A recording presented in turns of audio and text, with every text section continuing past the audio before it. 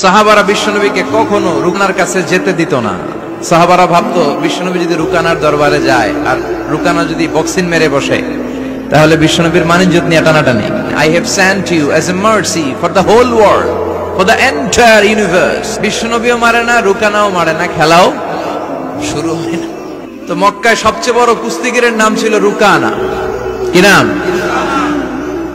সাহাবারা বিশ্বনবীকে কখনো রুকানার কাছে যেতে দিত না।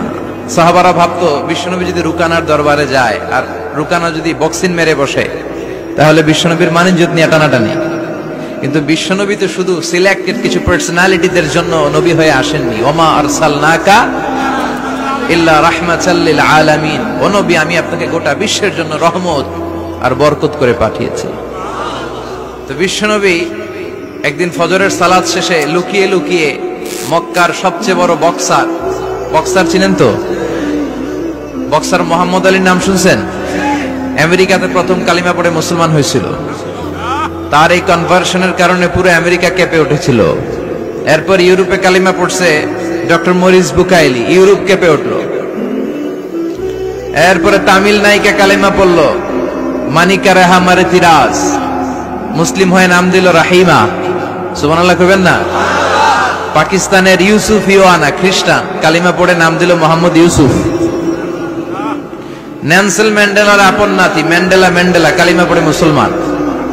টনি ব্লেয়ারের আপন শালী লরেন বুথ, মিডিয়া অ্যাক্টিভিস্ট, কালিমা পড়ে মুসলমান। কিছুদিন আগে একজন ডাচ পলিটিশিয়ান যে কোরআনকে বলেছিল the scripture of Quran is a poison, কোরআন হচ্ছে একটা বিষ, এন্ড ইসলাম ইজ এ লাই, ইসলাম হচ্ছে মিথ্যা। এই ডাচ রাজনীতিবিদ এই কথা বলার পরে গত 4-5 দিন আগে সেও কালিমা পড়ে মুসলমান হয়েছে। ইসলামের এই গণজোয়ারকে ঠেকিয়ে রাখা সম্ভব? ইউরোপ আমেরিকাতে মুসলমানের সংখ্যা বাড়তেছে দিন দিন। ধারণা করা হচ্ছে 2070 সালে আমেরিকার বুকে মুসলমানরা সংখ্যাগরিষ্ঠ হয়ে যাবে। ইউরোপ আমেরিকা চষে বেরিয়ে খুঁজে খুঁজে খ্রিস্টান পাওয়া যাবে না। মুসলমানদের করতলগত গোটা বিশ্বটাকে আল্লাহ করিয়ে দিবে। চিল্লায় বলেন ঠিক কিনা? ইসলামের বিজয় কেউ ঠেকিয়ে রাখতে পারে না। ইসলামের বৈশিষ্ট্য হচ্ছে চারা বীজের মতো। চারা বীজ মাইথার দিয়াতে কি বলেন? চারা না বীজ? ইসলাম বিরোধীরা ইসলামকে মাটির নিচে গেড়ে ফেলতে চায়, কিন্তু ওরা জানে না এটা হচ্ছে চারা বীজ। এটা গেড়ে ফেললে কি হয়? বড় গাছে উপরে ওঠে। সুবহানাল্লাহ কইবেন না? তো বিশ্বনবী তো as a mercy for the entire universe, গোটা বিশ্বের জন্য রহমত। তিনি মক্কার সবচেয়ে বড় বক্সার রুকানার কাছে চলে গেল। যে বলল, রুকানা আসলিম তাসলাম, ইসলাম মানো শান্তিতে থাকবা, দুনিয়ায়ও থাকবা আখিরাতেও থাকবা। সুবহানাল্লাহ পড়ে।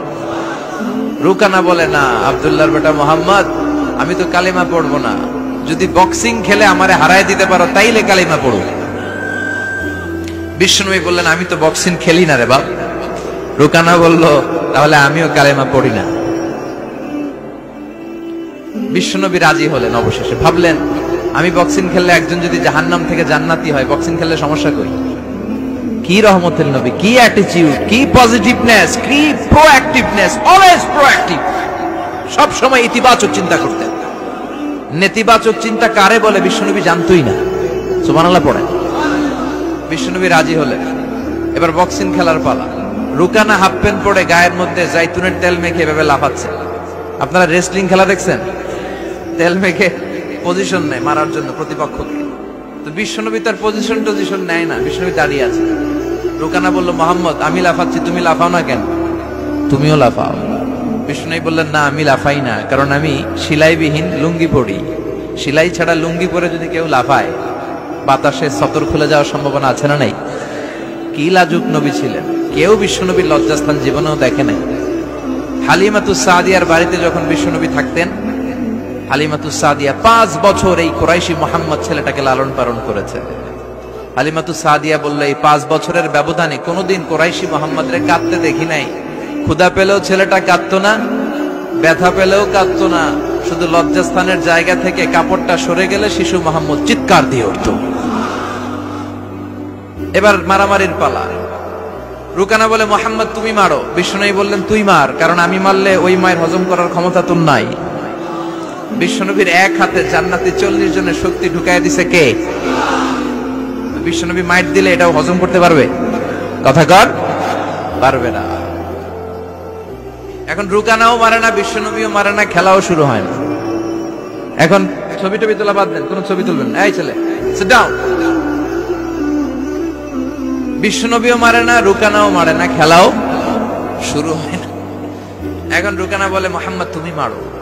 বিশ্বনবী মারে নাই, কিন্তু বিশ্বনবী ওনার ডান হাত মোবারক কি নরম হাত, সফটার দেন সিল্ক, সিল্কের চেয়ে নরম ছিল। ওয়া কানা কাফুহু আবিয়াদু মিনাত তিবাজ, সফটার দেন সিল্ক, রেশমের কাপড়ের চেয়েও বিশ্বনবীর হাতের তালু সফট ছিল। এই হাতটা দিয়ে বিশ্বনবী রুকানার ডান কাঁধে এভাবে টাচ করলেন, মারে নাই, খালি বলছে রুকানা এত লাফাস কেন।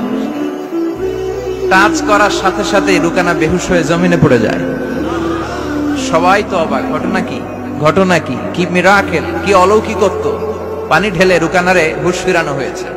সবাই বলে রুকানা তুই তো অনেক বড় পালোয়ান, আব্দুল্লাহর বেটা মোহাম্মদ ঘুষিও দিল না, লাথিও মারলো না, বেহুশ হইলি কেন?